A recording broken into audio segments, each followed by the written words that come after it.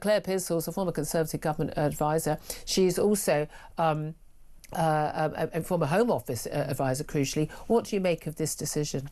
I think it's absolutely appalling. I know who I would rather have out there on the street. With a gun? With a gun, and it is not the criminal that was Chris Cabba.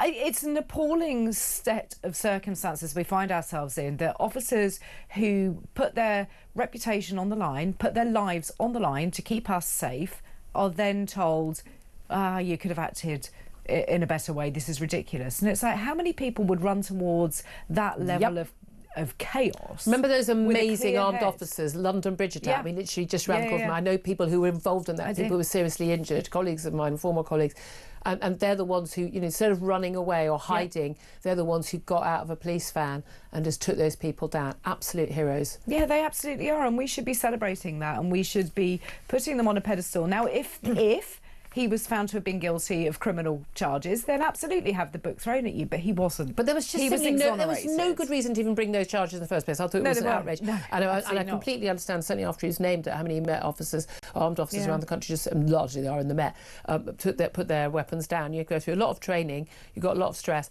and you don't get paid anything extra.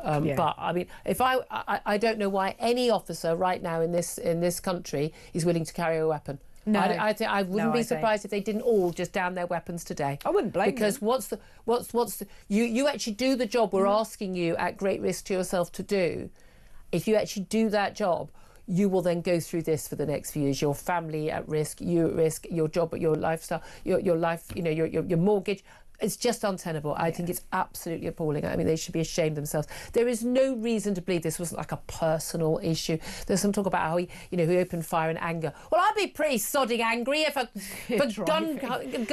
gun convicted gangster was ramming his car at me late at night. I'm sorry. Don't be a gangster. Don't get done for gun crime. Don't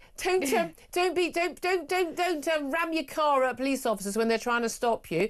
I have found this has always worked for not getting shot by the police. It's worked really well in my life. I don't know how it's worked for everyone else, but it's worked well for me over the years. But have you noticed that we've had the sanitised saintly photograph of every time? Well, we're using Chris Cabba. Can we find another photo of Chris Cabba looking like Chris Cabba was actually in real life? Because we've got this photo, this old lovely young man. Exactly. Well, as a former copper Chris called up, what was he? He was an aspiring architect. Was he my big backside? Indeed. Look at him. Oh, he's lovely. Money. Oh, you know. And then honey wouldn't melt in his mouth.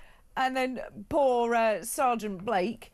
We're not allowed to speak to him, see him. He's not allowed to. We shouldn't even know his name. We shouldn't know his name. And his family are probably in danger again from these criminal gangs who want to take revenge.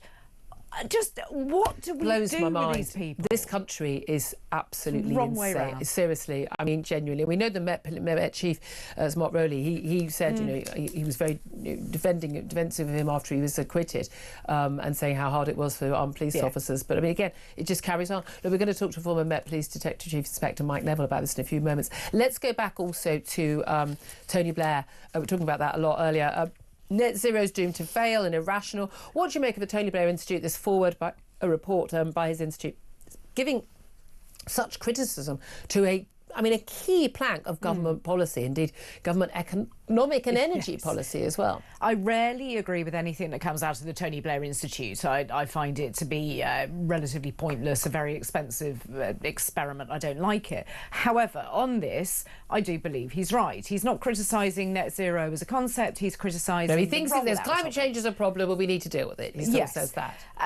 But he is critical of what the government is or isn't doing in the meantime. So I think that Sir Keir Starmer will not welcome this ahead of local elections. He will not welcome this full stop because he doesn't like to be questioned, and he's going to go into reverse ferret mode at any point, I reckon. Well, it's interesting. One of our callers, Andrew, he reckoned that there's been a reshuffle after the local elections. It's the final day of campaigning. Labour not expected to do well. Behind you, a lot of the story is going to be Reform doing well, but also the Tories not doing well. Because most of the seats that are being fought around the country are actually Tory-held seats from this sort of high water mark in 2021. So I think that in lots of ways you can say, oh, look, we're a new new government, of course, I don't see Ed Miliband going that quickly. I don't see him going that quickly. I don't see there'll be a reshuffle that quickly either. I think it will happen more in the summer so that it doesn't look like a panicked reaction to something, which is never what you want when you're in government. You don't want it always shows to look like that. But again, why is Ed Miliband the problem? I keep saying this. It's very easy to criticise him, but Ed Miliband's not the problem. The manifesto was written by Keir Starmer's people. He appointed Ed Miliband. The policy is Keir Starmer's policy. So when people say, "Oh, an education secretary won't spend money on this or do this," sorry, government is so centralised now. Nothing happens and no money is spent on anything unless the Prime Minister wants it to happen. So is this a Keir Starmer problem, not an Ed Miliband problem? Well, it will always be the Prime Minister's fault because they are the ones who are leading that party and leading the government. I'm still fascinated. It's the same for me as the trans women thing as well, trans women and women thing. Do these people actually believe this stuff? Because as I was tweeting last night when I saw this, it's not possible to know any facts at all about any of this and actually still think that net zero is either A, achievable, B, desirable, C, affordable, because it's none of those things. And it's very good that someone, he's a serious figure still, Tony Blair, still very influential, has said this. And he says, well, people are afraid of being called a climate denier. Well, yeah, I've been called that for years. I'm pretty sure the reason I don't get invited back on Question Time is because the last time I was on, I was a climate denier. And I genuinely said to them, I defy you to find a single fact that I stated that was not provably true. And by the way, in an IPCC report, Intergovernmental Panel on Climate Change report, people haven't read this stuff. They literally make up stuff. They make up their hysterical facts. But this is at the same time as the Climate Change Committee, the official, unaccountable, unelected quango that advises the government. And thanks to wonderful, wonderful Saint Theresa May, who's the worst Prime Minister we've ever had, who tried to scupper Brexit and basically put net zero into law. They're saying the government's not doing enough to take climate change seriously. This all, by the way, after these best part of 24-hour blackouts across Spain and Portugal and small parts of France as well.